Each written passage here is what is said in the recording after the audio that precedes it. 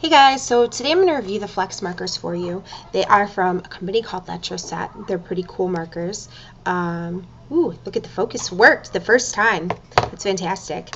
Sorry. So the Flex markers are really awesome. They have a sister marker called the ProMarker, and there's a couple other markers that Letroset offers as well. But the Flex and the ProMarkers are what I've been working with primarily.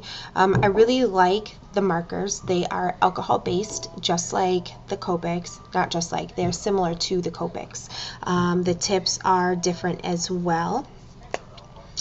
Let me show you the tips.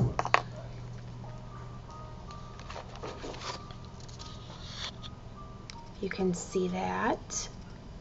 The Copic tip is a little bit longer than the Flex marker, but you can also see the Flex marker is a little bit pointier than the Copic marker.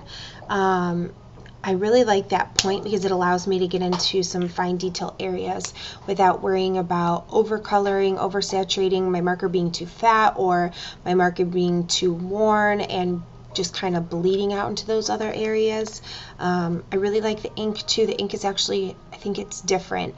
When I blend like yellow and blue with the Flex markers, I actually get green. When I blend yellow and blue with the Copics, it takes a little bit of work to get that green color.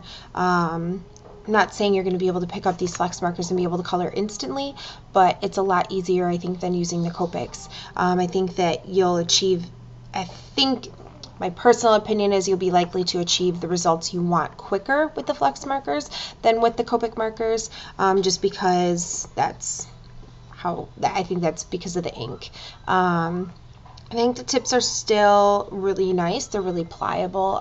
You can bend them, twist them. They don't, I don't have too many problems with the tips. I really like the tip-to-tip blending. I'm pulling color off of one marker using my colorless blender. I'll show you my blender is quite loved. It actually does blend, I think, which is a bit different than that of the Copic. Again, I have to reference the Copic just because the Copic is what I've been using. It's what I learned with. It's what I've been using for the last 2 years. So the one thing I don't particularly care for right now, which I think is in the stages of being changed, is, Copic has the identification information on the end of their markers, whereas Flex marker, they don't. Although I do have one marker that does have the identification on the end of the marker, so that's why I think that they might be in transition, but I'm not quite sure. But the markers actually do have the little color dots on the end, if you can see that. The color dots are a great reference for showing what colors you use, but when trying to communicate that to other people, I used to take pictures of the colors that I use. Now I'm having to resort to doing color samples like this, where I am writing and coloring and making a mess all over my paper, which is a little bit tedious because I like to color at night when my kids are in bed, and I like to just take a picture of the colors in my hand, which isn't too much of a problem. But I really like the markers. I really like the tips. I really like the ink. I really like the way that they blend. So here I have my Copics, and I have a couple of my Flex markers. So what I want to show you is the difference between the inks. So I'll start by showing you the first thing, which is the inks and how they work together. This is the Copic down here. Let's write this.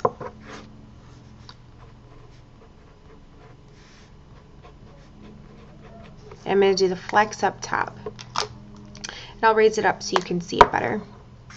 And then there's the Flex. Then I'm going to do the blue here on the Copic, and I'm going to do the blue here on the Flex. And I just really quick want you to see the difference in what it looks like. See how the Flex, the yellow and the green, or I'm sorry, see the yellow and the blue have made green, and the Copic, the colors are really nice and strong, but they're not mixing together to make that green color, whereas they did with the flex markers. Another thing that I really like about the ink here, I'll use the blue, is that the ink for the flex marker actually doesn't stiffen up your fabric, whereas I think the ink with the Copic marker really does stiffen it up quite a bit. And I think it's really noticeable too when you are tying a bow, adding it to a card, things like that. You can really tell. It's almost like it's had a stabilizer added to it. So this one is the flex marker that I just colored. I just colored it with blue ink. I believe it's called Sapphire. So now I'm going to take my B28, which is a similar color in the Copics, and I'm going to color it on the fabric as well. And this is just seam binding.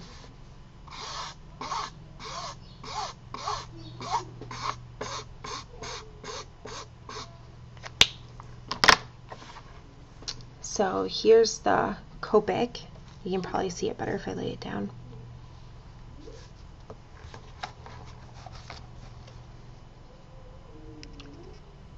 Here's the Copic, and there's the flex.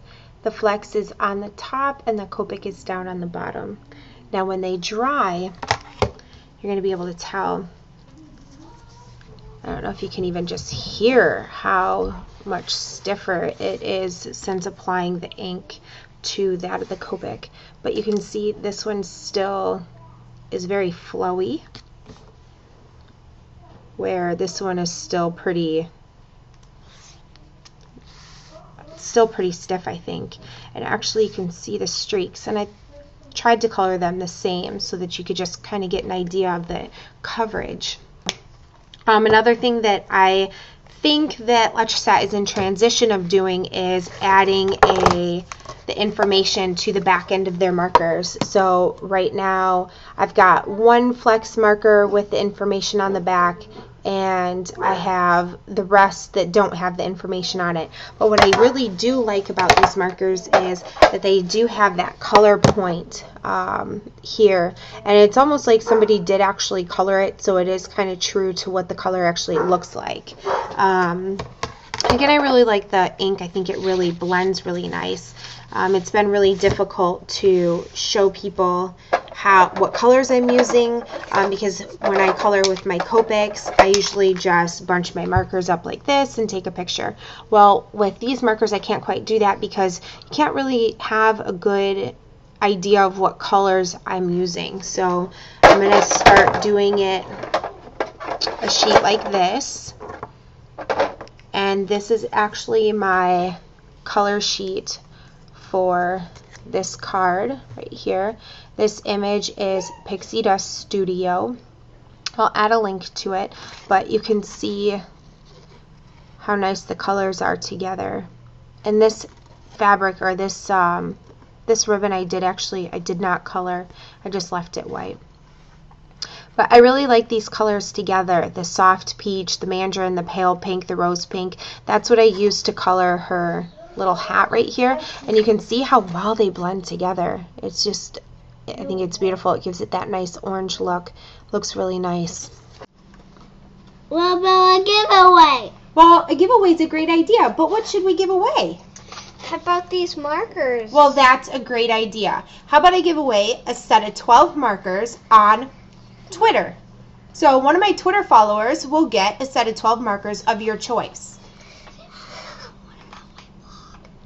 But Mom, what about your blog? What Well, about your Twitter? Well, Twitter and my blog, that's a great idea. So how about I give a set away of 12 markers, give away a set of 12 markers also on my blog. So if you're a follower on my blog, What's a giveaway? that's what we're doing. We're giving away some markers. And a Twitter? No, everybody else has their own Twitter. So we're going to give away a set of flex markers, 12 flex markers, your choice, whatever markers you want. Of course, markers that are already a set. Please, let's keep this a little simple for me. As you can see, I have my hands full. So set of 12 markers to one of my blog followers, one of my tweet followers, one of my Twitter followers, and I will talk about the winners, reveal the winners on the 1st of March. So thanks for tuning in.